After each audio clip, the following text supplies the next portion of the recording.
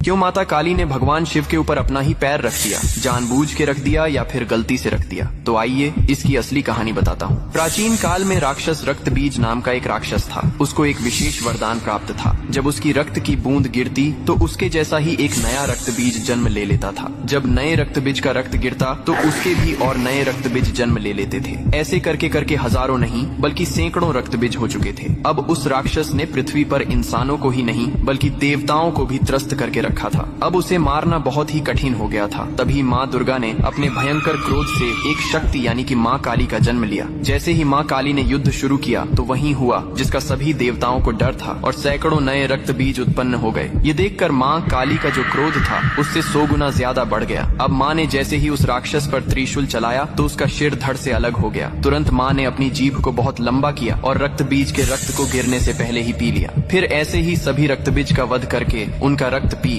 कर उनका क्रोध अब 100 गुना से 200 गुना बढ़ गया था। धरती कांपने लगी थी, समुद्र मथने लगे थे, देवता भयभीत होकर इधर उधर भागने लगे थे। तब देवताओं ने भगवान शिव से प्रार्थना की, हे महादेव, आप ही माता काली के संताप को शांत कर सकते हैं। शिव ने देवताओं की पुकार सुनी और माँ काली के सामने युद्ध भूमि में पहुंच गए। लेकिन माँ अपने तांडव में इतनी लीन थीं कि उन्होंने शिव को भी नहीं देखा। तभी भगवान शिव ने स्वयं माता के चरणों में लेट गए। जैसे ही माँ काली का पैर अनजाने में शिव के सीने पर पड़ा, तुरंत उनका क्रोध शांत हो गया। उन्होंने नीचे देखा तो अपने प्रिय पति शिव थे। यह देखकर उनकी जीभ शर्मिंदगी से बाहर निकल आई। इसके बाद शिव ने मुस्कुराते हुए कहा, हे माँ, तुम्हारा यह रूप सृष्टि के संतुलन के लिए था, लेकिन यह रूप अब धरती पर बहुत धाम से पूजा जाएगा। यही कारण है कि तस्वीर में और मूर्तियों में माँ काली को शिवजी पर खड़े हुए दिखाया जाता है, जो बहुत ही शुभ